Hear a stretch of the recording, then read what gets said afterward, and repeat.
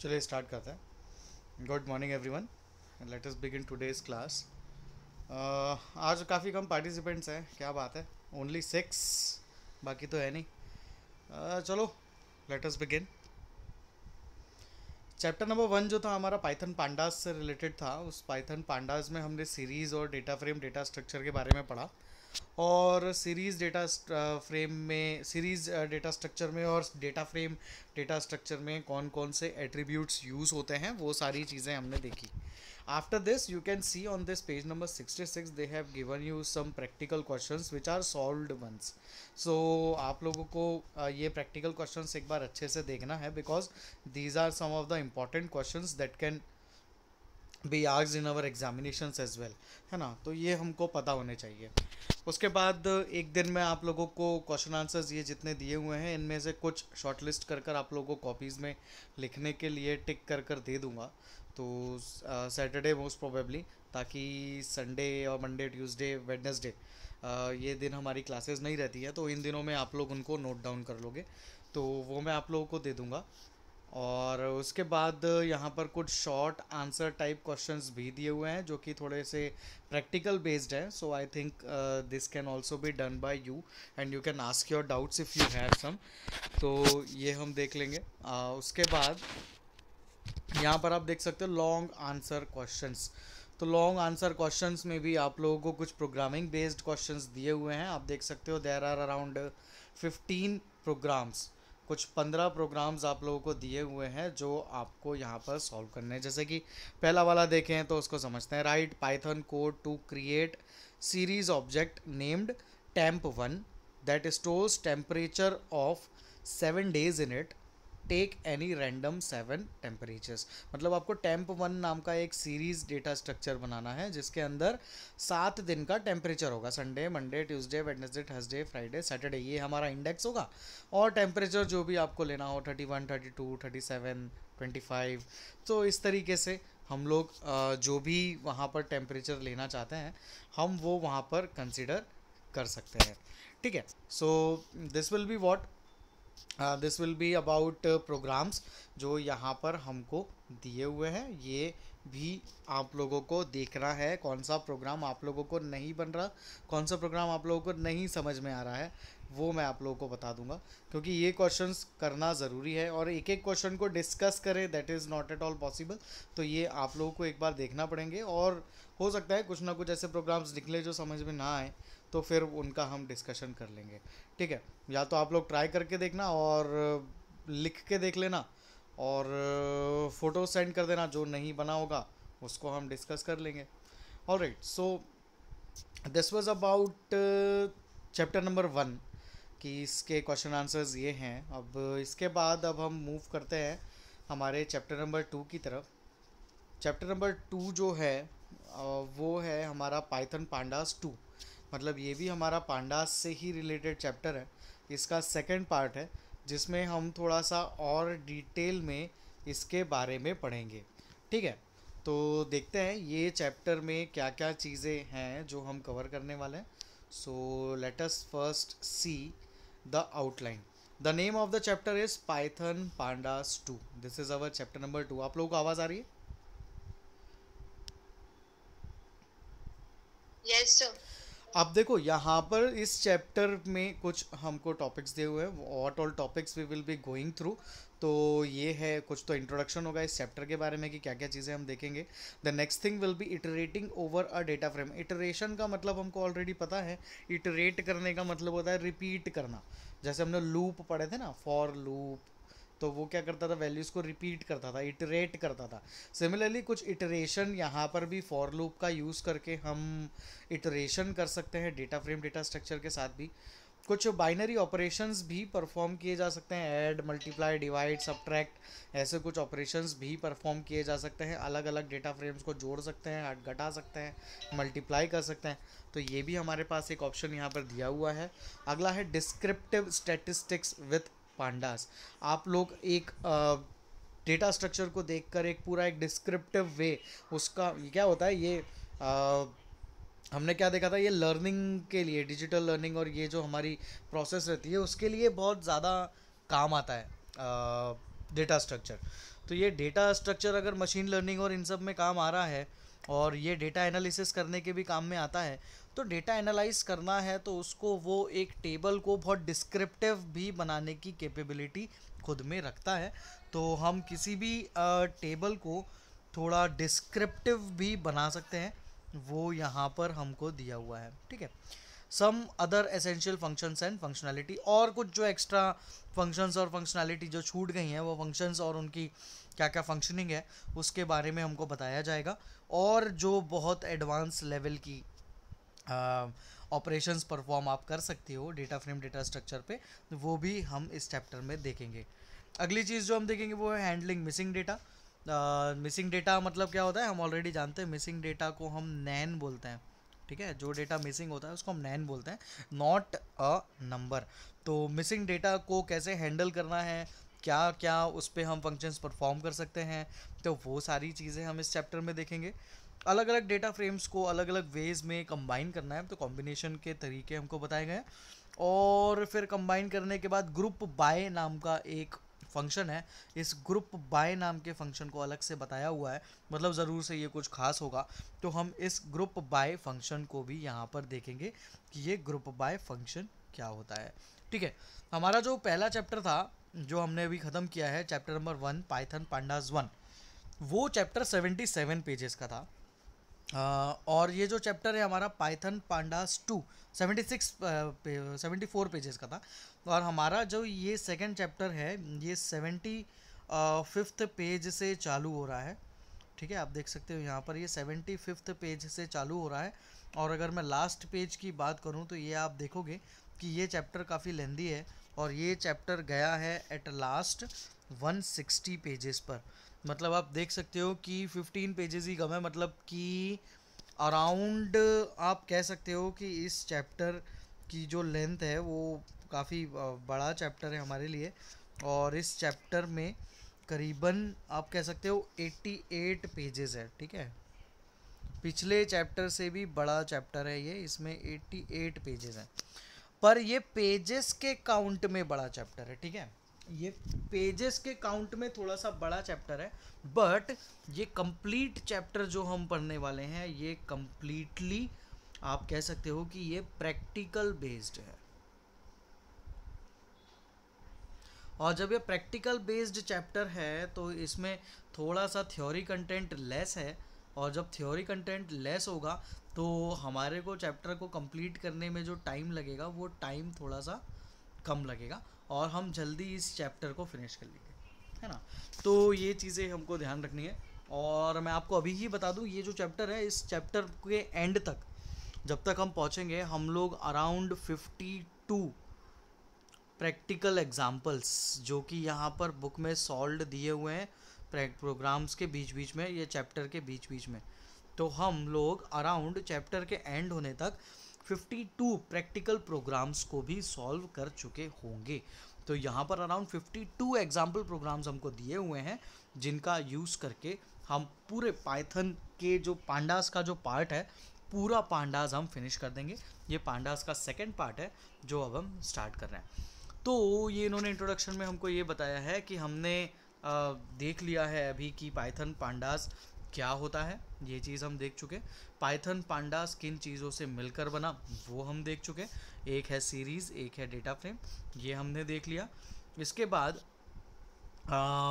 कैसे ये 1D data structure 2D data structure को बनाया जाता है वो हमने देख लिया, एक एग्जांपल के थ्रू समझाया हुआ है। ये आप देख सकते हो ये एक सीरीज़ डेटा स्ट्रक्चर है, ये आप देख सकते हो ये एक सीरीज़ डेटा स्ट्रक्चर है, ठीक है। We have two data structures जो कि सीरीज़ डेटा स्ट्रक्चर्स हैं। अब आप इन दो सीरीज़ डेटा स्ट्रक्चर्स का यूज़ करके, ये वाले और ये वाले का यूज़ करके दोनों को कंबाइन कर कर एक डेटा फ्रेम में कन्वर्ट कर सकते हो, ठीक है। ये देखो आप दोनों को कंबाइन करके इसने एक टेबल बना दिया। ये तो 1D था, ये भी 1D था, इनको कंपेयर करके इसने क्या कर दिया, एक 2 डायमेंशनल डेटा हमको क्रिएट करके दे दिया। तो ये जो 2 डायमेंशनल डेटा होता है वो डेटा फ्रेम कहलाता है, ठीक है। और जो 1 डायमेंशनल होता है वो होता है सीरीज़। तो ये सीरीज़ के कॉम्बिनेशन से आप इस डेटा फ्रेम को क्रिएट कर सकते हो। देखो इन्होंने बताया हुआ है, तो एप्पल्स और ऑरेंजेस, ठीक है, एप्पल्स, और सेकंड जो है वो है ऑरेंजेस। ये तो ये ऑरेंजेस, तो आप देख सकते हो यहाँ पर है ये ऑरेंजेस। तो ये दोनों आप देख सकते हो यहाँ पर कंबाइन कर दिए गए हैं। इंडेक्सेस दोनों के सेम थे, तो आप देखोगे इंडेक्सेस 0 1 2 3 यहाँ पर दे दिए गए हैं, और इस तरीके से यहाँ पर ये क्रिएट किया हुआ है आपके सीरीज़ डेटा स्ट्रक्चर का यूज़ करके। इन्होंने एक data frame data structure create करके हमको बताया हुआ है। ये चीज़ हम ऑलरेडी जानते हैं। अब हम इस चैप्टर में क्या क्या चीज़ें देखने वाले हैं तो वो इन्होंने नीचे बताया हुआ है। Let us see all those things. तो हम यहाँ पर क्या क्या देखेंगे कि कौन कौन से बेसिक ऑपरेशंस हम परफॉर्म कर सकते हैं डेटा फ्रेम पर, क्या क्या डिस्क्रिप्टिव स्टैटिस्टिक्स हो सकती हैं। पायोटिंग करके एक टॉपिक आएगा, पायोटिंग को देखेंगे क्या होता है, मिसिंग डेटा कैसे हैंडल किया जाता है वो देखेंगे। दो अलग अलग डेटा स्ट्रक्चर्स को कैसे कंबाइन किया जा सकता है, कैसे मर्ज किया जा सकता है, तो ये सारी चीज़ें भी हम यहाँ पर इस चैप्टर में देखने वाले हैं। ये था इस चैप्टर का इंट्रोडक्शन। हम बढ़ते हैं हमारे पहले टॉपिक की तरफ, जो कि है iterating over a data frame. Iterating, जैसे कि मैंने आप लोगों को पहले ही बताया, इटरेटिंग का मतलब होता है किसी भी वैल्यू को रिपीट करना। ठीक है,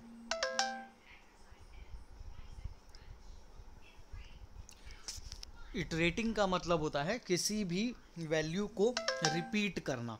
ठीक है, अब किसी भी वैल्यू को रिपीट अगर करना है तो उसको रिपीट करने के लिए यहाँ पर कुछ अलग अलग फंक्शनैलिटीज़ हमको दी गई हैं।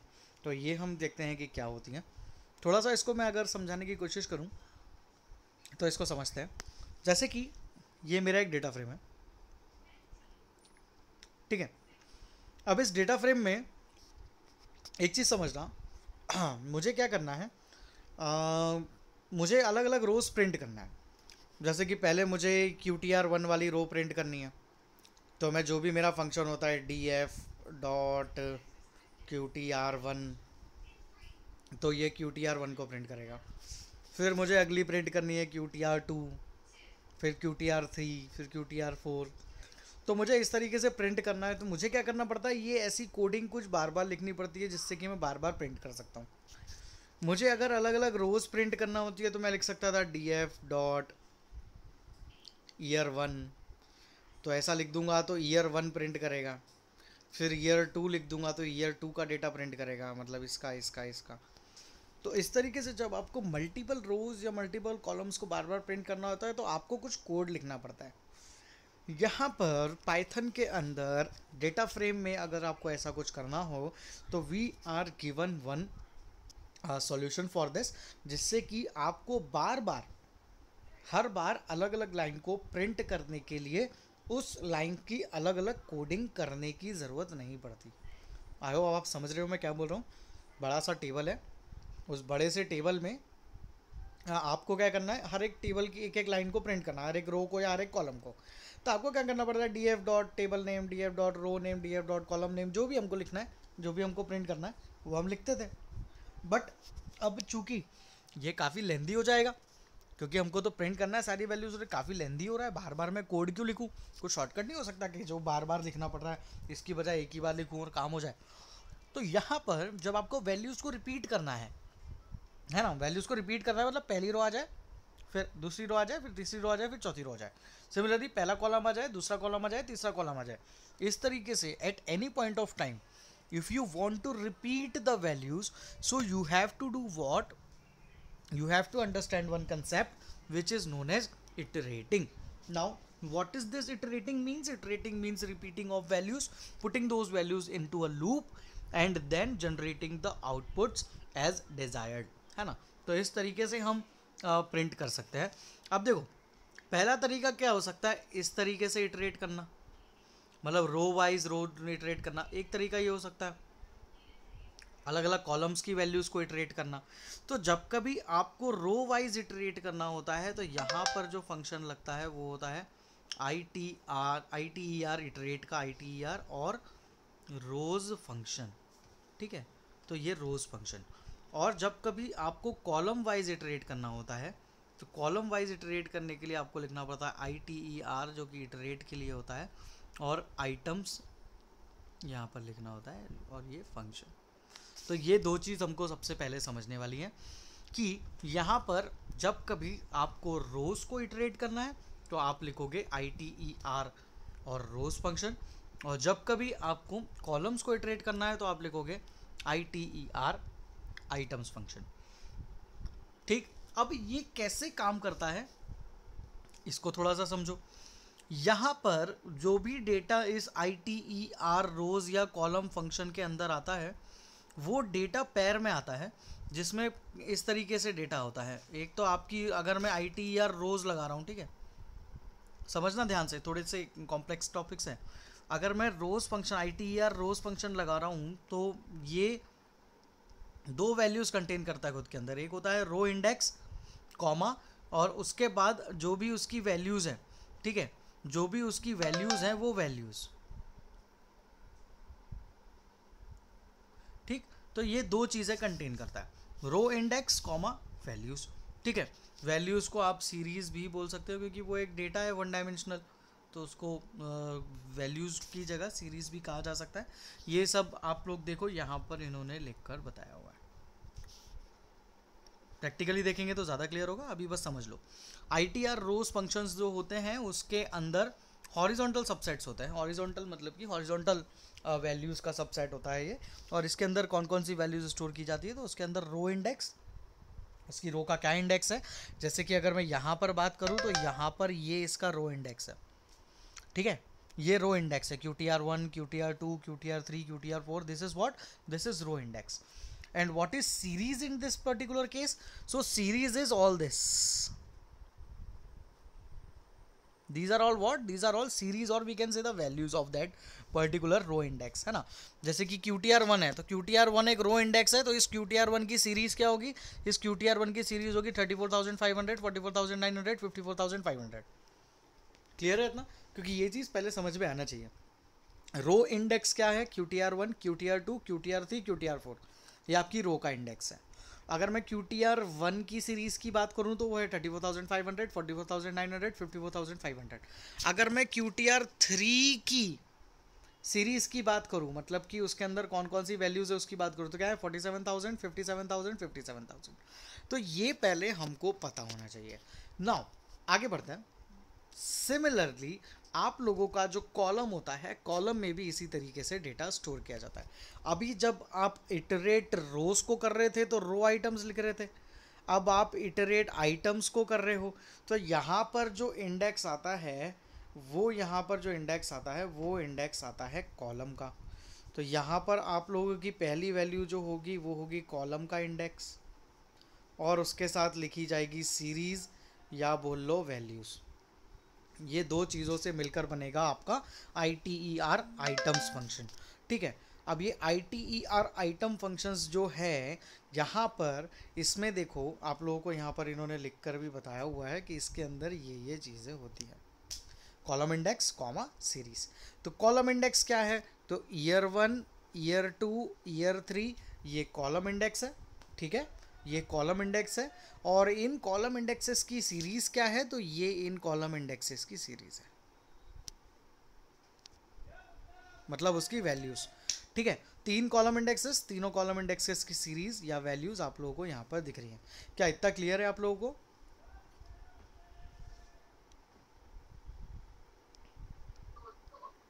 हाँ सर। क्योंकि देखो मैं इसलिए पूछ रहा हूँ क्योंकि यहाँ से थोड़ा सा हम और डीप इनसाइड जाने की कोशिश कर रहे हैं पांडास के डेटा फ्रेम के अंदर। तो क्या है, थोड़ा सा बेसिक आप लोगों को ज़्यादा अच्छे से समझ में आना चाहिए, तभी जाकर कोई चीज़ हो सकती है, नहीं तो आप लोग फिर बाद में इसको बहुत ज़्यादा कन्फ्यूजिंग वे में ले लोगे और समझ में नहीं आना है। तो आई होप आप लोग को ये समझ में आया होगा कि रोज़ को इटरेट करते समय रो इंडेक्स की ज़रूरत पड़ती है और वैल्यूज़ की, और जब कॉलम्स को आप इटरेट करना चाहते हो तो वहाँ पर कॉलम इंडेक्स और वैल्यूज़ की ज़रूरत पड़ती है। So this is the very first thing. Now let us move to the very first example which is given and understand it properly. चलो देखते हैं, थोड़ा सा जूम इन किया मैंने। ऑलराइट, यहाँ पर बोल रहा है वो, एक minute, somebody has joined, okay. So यहाँ पर क्वेश्चन दिया हुआ है, using iterate rose function to extract data from data frame row wise. एक डेटा फ्रेम में से रो वाइज डेटा इटरेट करना है ITER रोज फंक्शन का यूज़ करके। अब कैसे करेंगे? तो सबसे पहली बात, सबसे पहले तो हमारे पास क्या होना चाहिए, अरे यार वेट अ मिनट, एग्जाम्पल 1, सबसे पहले हमारे पास क्या होना चाहिए, एक डेटा फ्रेम होना चाहिए। ठीक है, सबसे पहली रिक्वायरमेंट हमारी एक डेटा फ्रेम। अब डेटा फ्रेम होना चाहिए तो देखो इन्होंने DI सेल्स नाम का एक डेटा फ्रेम बनाकर दिया है। तो अब DI सेल्स नाम के डेटा फ्रेम को देखो कैसे बनाया है उसने। DI सेल्स नाम के डेटा फ्रेम को बनाने के अंदर उसने एक डिक्शनरी बनाई और उस डिक्शनरी के अंदर डिक्शनरी बनाई है। ठीक है, dictionary inside a dictionary, this is a way of creating data frame data structure. इसका यूज़ करके उसने डिक्शनरी बनाई है। तो डेटा फ्रेम डेटा स्ट्रक्चर को थोड़ा सा हम समझते हैं, ये कैसा डेटा फ्रेम बनने वाला है। तो देखो यहाँ पर ये जो लिखा हुआ है YR1, मैं हाईलाइटर का यूज़ करता हूँ, YR1 YR2 YR3, तो ये चीज़ कहाँ पर लिखी आएगी, ये यहाँ पर लिखी आएगी YR1 YR2 YR3, ये चीज़ यहाँ पर लिखी आएगी। उसके बाद यहाँ पर लिखा है QTR1 QTR2 QTR3 QTR4, ये कुछ चीज़ें लिखी हुई है। तो ये QTR1 QTR2 QTR3 QTR4 सब में है। ठीक है, QTR1 QTR2 QTR3 QTR4, तो ये जो आपका QTR1 2 3 4 है वो यहाँ पर दिखेगा, QTR1 QTR2 QTR3 QTR4, मतलब ये आपकी रोज़ हैं और ये आपके कॉलम्स हैं। अब इसने आपको क्या बोला है, अल्टीमेटली लास्ट में उसने उसको प्रिंट कर लिया, df1 equals to pt.dataFrame function और DI सेल्स को प्रिंट कर दिया। यहाँ पर देखो लास्ट में एक ये स्लैश लगा हुआ है, ये यहाँ पर ये स्लैश इसलिए लगा हुआ है पीछे ताकि आप अगली लाइन में भी सेम कोड को कंटिन्यू कर सको, मल्टी लाइन कमेंट लिखने के लिए बनाया है। तो ये हमारा डेटा फ्रेम हमको यहाँ पर क्लियर हुआ। ठीक है, ये एक एग्जांपल है इसलिए यहाँ पर इन्होंने मन से बना दिया। तो ये year 1 year 2 year 3 year 4 columns हैं, QTR1 QTR2 QTR3 QTR4 हमारे रोज इंडेक्स है, ये कॉलम इंडेक्स है, ये रो इंडेक्स है।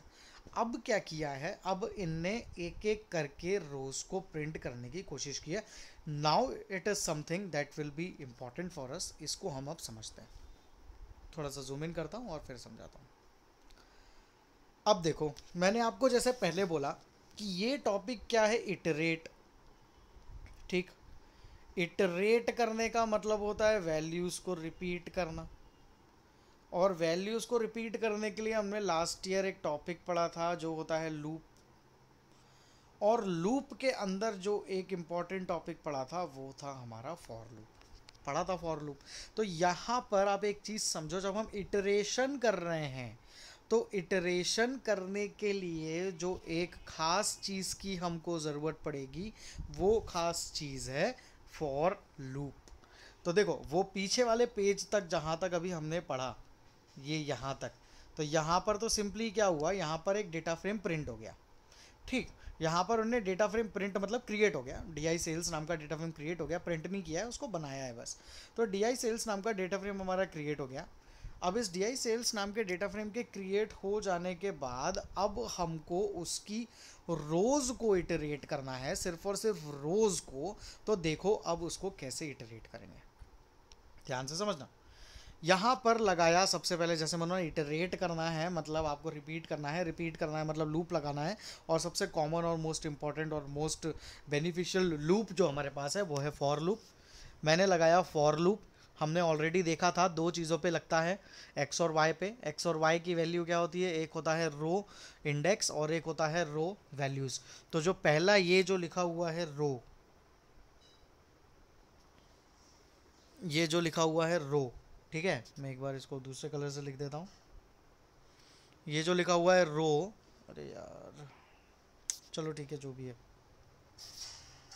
ये जो है रो, ये क्या है आपका रो इंडेक्स है। और आपको बखूबी पता है रो इंडेक्स क्या है, आपके रो इंडेक्स है हमारे QTR1 QTR2 QTR3 और QTR4, ये हमारे रो इंडेक्सेस हैं।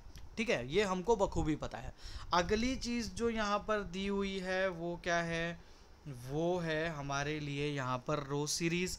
अब रो सीरीज़ क्या है, तो QTR1 में क्या क्या वैल्यूज़ है वो अगर हम देखें तो QTR1 के अंदर की वैल्यूज़ आप पीछे जाकर देख सकते हो। तो QTR1 में क्या क्या वैल्यूज़ है देखो, ये रहा मेरा QTR1 QTR1 QTR1। तो QTR1 में क्या क्या वैल्यूज़ हैं, तो QTR1 में वैल्यूज़ हैं उसी के सामने देखो लिखा हुआ है 34,500, अगला लिखा हुआ है 44,900 और तीसरी वैल्यू जो है वो है 54,500। ठीक है, ये 3 वैल्यूज़ हमारी QTR1 की है, यहाँ पर भी लिखी हुई है। ठीक है, ये इसी डेटा फ्रेम को लेके चल रहा है, तो यहाँ पर भी आपको ये वैल्यूज़ देखने को मिल रही है। सिमिलरली इसी तरीके से आप देखो उसने क्या किया, यहाँ पर इटरेट फंक्शन कैसे लगाया है तो उसको समझो। इसने यहाँ पर फॉर लूप लगाया इन दो चीज़ों पर, रो इंडेक्स और कॉलम इंडेक्स पर, और हम यहाँ पर इन कीवर्ड यूज़ करते हैं तो यहाँ पर इन कीवर्ड भी यूज़ किया हुआ है। किस पे लगाना है, हमारे डेटा फ्रेम का नाम क्या है DF1, और उसी पे इटरेट करना है, तो इटरेट क्या रोज करना है, तो iterate rose function, as simple as that. इतना हमने यहाँ पर लिख दिया, इटरेट रोज फंक्शन। और देखो आखिरी में लगा है एक कोलोन का साइन, कोलोन का साइन लगा हुआ है, मतलब ये एक ब्लॉक है, और जब कभी ब्लॉक बनाते हैं तो थोड़ी सी इंडेंटिंग जो होती है, जैसे कि अभी तक कोडिंग यहाँ से कर रहे थे तो अब कोडिंग थोड़ी आगे से करेंगे, यहाँ से नहीं करेंगे, इतनी जगह हम छोड़ेंगे। ठीक है, अब ये इतनी जगह हम थोड़ी सी छोड़ेंगे और इतनी जगह छोड़ने के बाद हम कोड करेंगे, है ना। क्यों, क्योंकि यहाँ पर हम क्या कर रहे हैं, इसको इंडेंट कर रहे हैं। तो यहाँ पर इंडेंट करने के लिए हम ब्लॉक बनाते हैं तो इंडेंटिंग करनी पड़ती है, लास्ट ईयर हमने ये पढ़ा था। अब इन्होंने क्या कर दिया, वो ऑटोमेटिकली यहाँ पर आप देख सकते हो, यहाँ पर ये इंडेंटिंग दिख रही होगी आप लोगों को, ये थोड़ा सा स्पेस छूटा हुआ है, ये यहाँ से चालू हो रहा है, और है ना, समझ में आ रहा है, ये यहाँ से चालू हो रहा है, ये फॉर का लाइन यहाँ से चालू हो रहा है, पर अब कोडिंग कहाँ लिखी हुई है, थोड़ी इधर लिखी हुई है, मतलब थोड़ी जगह छुटी हुई है, इंडेंट किया हुआ है। इंडेंट इसलिए किया हुआ है क्योंकि यहाँ पर कोलन लगा हुआ है, और कोलन लगाने का मतलब होता है कि ये एक ब्लॉक है, और जब ब्लॉक होता है तो वहाँ पर इंडेंटिंग करना बहुत ज़रूरी होती है। अब देखो, अब सिंपली कोड लगा दिया, काम हो गया, बस अब क्या करना है, वैल्यूज़ को प्रिंट करना है। तो उसने प्रिंट कर दिया, प्रिंट रो इंडेक्स, तो वो रो के इंडेक्स को प्रिंट कर देगा। रो क्यों लिखा, क्योंकि आपने यहाँ पर रो नाम दिया, यहाँ पर आप आई नाम देते तो यहाँ पर भी आप आई लिखते, यहाँ पर जे नाम देते तो यहाँ पर भी आप जे लिखते, पर हमने अभी क्या नाम दिया है, रो, तो इसीलिए हमने यहाँ पर लिखा रो। ठीक है, रो नाम दिया तो यहाँ भी रो लिखा। अब एक लाइन में ऐसे ही सिंपली प्रिंट कर दिया कंटेनिंग, मतलब कि उसके अंदर क्या क्या वैल्यूज़ आएंगी, तो कंटेनिंग प्रिंट कर दिया, और अगली लाइन में प्रिंट होगा रो सीरीज़। अब यहाँ पर आपने रो सीरीज़ लिखा है इसलिए आपने यहाँ पर रो सीरीज़ लिखा। मैं जे लिखता तो यहाँ पर भी जे लिखता, मैं जेड लिखता तो यहाँ पर भी जेड लिखता। ये तो हमारे ऊपर है ना, हमको ऑलरेडी पता है कि यहाँ पर रो इंडेक्स आता है और यहाँ पर वैल्यूज़ आती है, तो ज़रूरी नहीं है कि यहाँ पर रो और रो सीरीज़ ही लिखो, यहाँ पर आप x, y भी लिख सकते हो, i, j भी लिख सकते हो, a, b भी लिख सकते हो, c, d भी लिख सकते हो, इट्स अप टू अस, पर जो लिखेंगे वो यहाँ पर लिखना पड़ेगा। तो वो हमने लिखा, बस हो गया, ये प्रिंट हो गया, ये प्रिंट हो गया, ये प्रिंट हो गया। आउटपुट को एक बार मैच करते हैं, तो देखो सबसे पहले आपने क्या प्रिंट किया, रो इंडेक्स प्रिंट किया। तो रो इंडेक्स सबसे पहले क्या था आपका, सबसे पहला रो इंडेक्स था आपका QTR1, तो इसने यहाँ पर रो इंडेक्स प्रिंट कर दिया QTR1। अब कंटेनिंग प्रिंट हुआ, ये लिखा हुआ है तो कंटेनिंग प्रिंट हो गया, और उसके साथ क्या प्रिंट करना था, रो सीरीज़। तो इस QTR1 में क्या क्या वैल्यूज़ थी, तो वैल्यूज़ उसने प्रिंट कर दी 34,500, 44,900 और 54,500। अब ये वैल्यूज़ प्रिंट करने के साथ उसने बताया भी कि ये कौन से ईयर का डेटा है, तो ये भी वहाँ पर एज अ इंडेक्स आप लोग कह सकते हो कि एज अ इंडेक्स वहाँ पर उसने उसको प्रिंट किया है ना। इन रो वैल्यूज़ का समझना, इन रो वैल्यूज़ का ये कॉलम इंडेक्स है, तो इसने वो कॉलम इंडेक्स भी प्रिंट करके दिया। अगला रो इंडेक्स क्या है, हमको पता है QTR2, तो QTR2 में ये वैल्यूज़ थी, कौन कौन से ईयर के लिए थी, तो वो यहाँ पर प्रिंट हो गई। अगला है QTR3, तो QTR3 में क्या क्या वैल्यूज़ है, तो ये वैल्यूज़ है, कौन कौन से ईयर के लिए है, तो वो यहाँ पर प्रिंट हो गई। ठीक है, तो ये यहाँ पर प्रिंट हो गया। और आखिरी था QTR4, तो QTR4 में कौन कौन सी वैल्यूज़ है, तो ये वैल्यूज़ है, और वो कौन कौन सी ईयर की है वो यहाँ पर प्रिंट हो गई। तो इस तरीके से इटरेटिंग की जा सकती है।